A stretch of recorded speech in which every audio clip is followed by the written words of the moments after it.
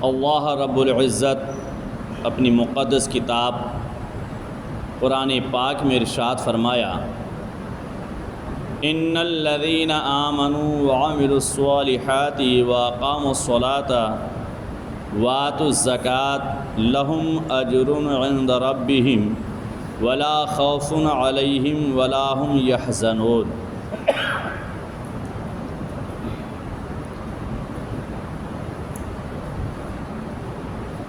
بے شک وہ لوگ جنہوں نے ایمان لائے، وعملوا الصالحات اور ایمان لانے کے بعد نیک اعمال کیے، عمل صالحہ، واقاموا الصلاۃ اور فرض نمازوں کی پابندی کیا، نماز قائم کیے، وآتوا الزکاۃ اور اللہ نے اگر مال دیا تو اپنی مال کا زکوٰۃ ادا کیے، تو ایسے لوگوں کے لیے جنہوں نے ایمان لائے، بعد ایمان عمل صالح کیے، نیک اعمال کیے، فرض نمازوں کو پابندی کے ساتھ ادا کیے اور اپنی مال کی زکوٰۃ ادا کیے، تو اللہ رب العزت ان لوگوں کے لیے فرماتا ہے لہم اجر عند ربہم، ایسے لوگوں کے لیے اجر ہے ان کے رب کے پاس، بدلہ، اجر۔ اللہ تبارک تعالی انہیں بدلہ دے گا جنت عطا کر کے، گناہوں کو معاف فرما کر، ولا خوف علیہم اور ایسے لوگوں کے لیے کوئی خوف نہیں، حشر کے میدان میں ہو یا اس سے پہلے کی دنیا میں ہو، قبر میں ہو، میدان قیامت میں ہو، لا خوف علیہم، ان لوگوں کے لیے، ان لوگوں پر کوئی خوف نہیں ہے، ولا هم یحزنون اور نہ ہی ایسے لوگ غمگین ہوں گے، چونکہ امن دینے والا اللہ ہے۔ اللہ تعالیٰ اس کے زندگی کے تمام پریشانیوں کو دور فرما کر رب تبارک تعالیٰ اسے خوشی عطا فرمایا۔ میرے عزیزو، تو نماز افضل ترین عبادت ہے۔ آقا کریم رؤوف رحیم صلی اللہ تعالی وسلم ارشاد فرماتے ہیں، حدیث پاک ہے، عن ابی ہریرہ قال سمعت رسول اللہ صلی اللہ تعالی علیہ وسلم یقول سبعۃ یظلهم اللہ فی ظلہ یوم لا ظل الا ظلہ۔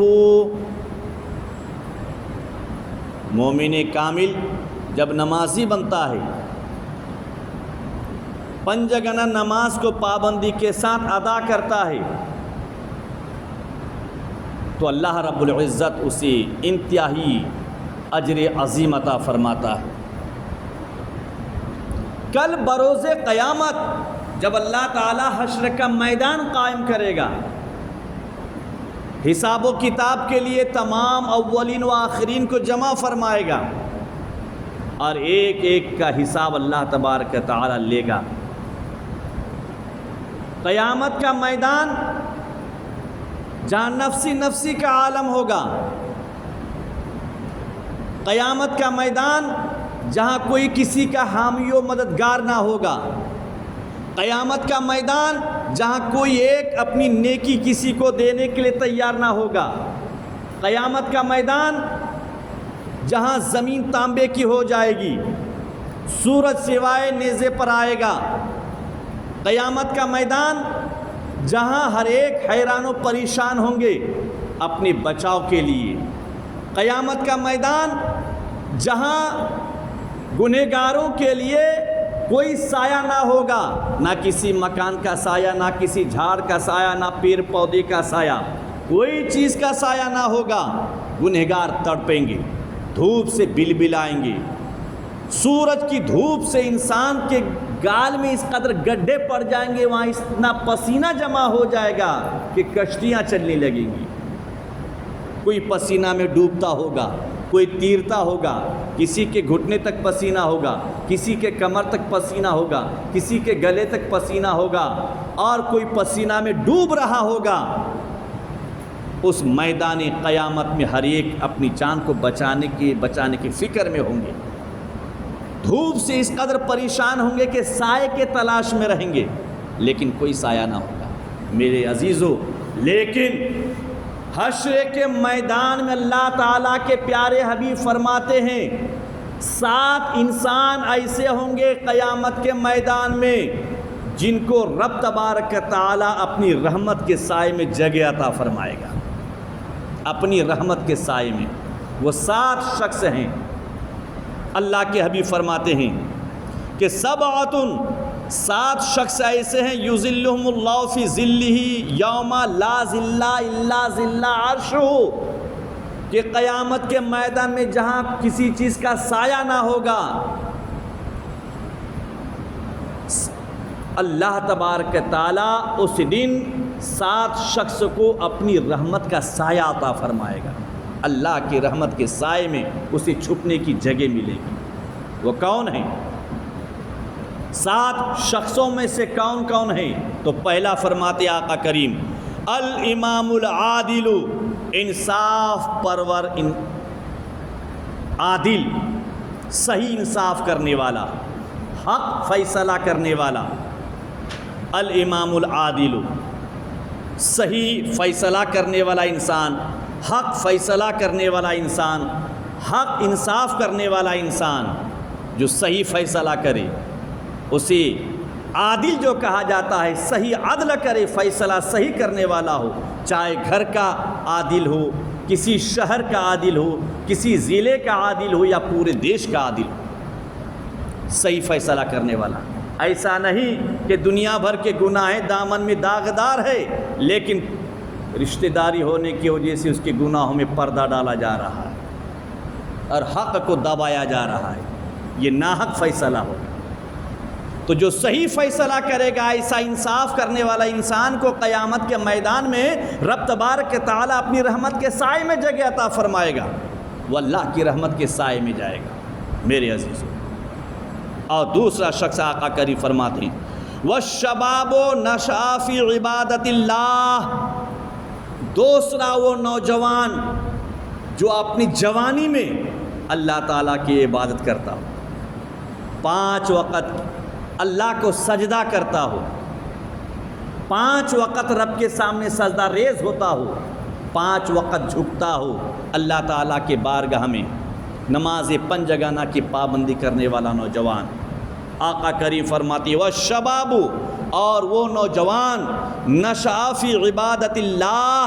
جو اپنی جوانی میں اللہ تعالیٰ کے سامنے جھکنے والا ہو، رب کو سجدہ کرے،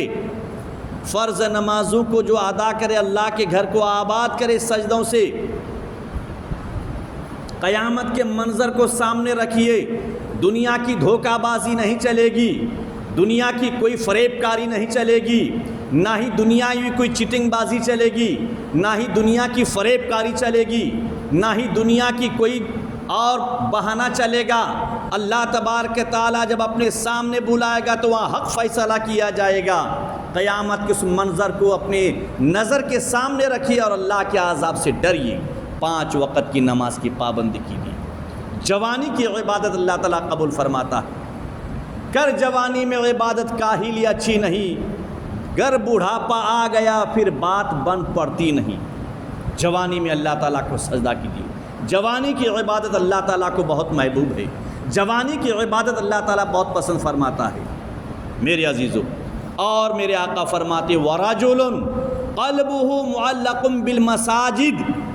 اور تیسرا شخص وہ ہے جس کا دل ہمیشہ مسجد کے جانب لگا رہے۔ تیسرا آدمی وہ انسان جس کا ذہن ہمیشہ خدا کے گھر کے جانب لگا رہے، مؤذن کی اذان کی انتظار کرتا رہے، اپنا کام بھی کرتا ہو، مزدوری کر رہا ہے، دکانداری کر رہا ہے، تجارت کر رہا ہے، کاروبار کر رہا ہے، لیکن ذہن میں یہ بات رہے کہ اللہ کے گھر سے صدا کب آئیں گی، ظہر کا وقت کب ہوگا، اللہ کے گھر کا منادی ندا کب دے گا، مسجد کے جانب کب بلائے گا۔ جب وہ آذان کے انتظار میں رہے گا، ہمیشہ اس کا دل خدا کی عبادت کے جانب لگا رہے، تو آقا کریم فرماتے ہیں قیامت کے میدان میں ایسے انسان کو رب تبارک تعالی اپنی رحمت کے سائے میں جگہ دے گا، اپنی رحمت کے سائے میں۔ لہٰذا میرے عزیزو، اللہ تعالیٰ کے سامنے جھکنے والا بنیے، دین کی تبلیغ کیجیے، کچھ دیر، کچھ لمحہ، آدھا گھنٹہ، 1 گھنٹہ اللہ تعالیٰ کے دین کے لیے دیجیے، رسول کون کی سنت پر عمل کیجیے، اللہ کے رسول کی سنت کو زندہ کیجیے، چونکہ تبلیغ اسلام کرنا سنت رسول ہے، دین کی دعوت دینا آقا کی سنت ہے، اسلام کی تبلیغ کرنا امام الانبیاء کی پیاری سنت ہے، اور اس پر بہت بڑا اجر ہے اور ثواب ہے۔ لہٰذا ہم کوشش کریں کہ 5 جگہ نماز کی پابندی کریں۔ اللہ تبارک تعالیٰ کی بارگاہ میں دعا ہے رب ہم سب کو تمام دنیاوی آفات سے محفوظ و مامن فرمائے۔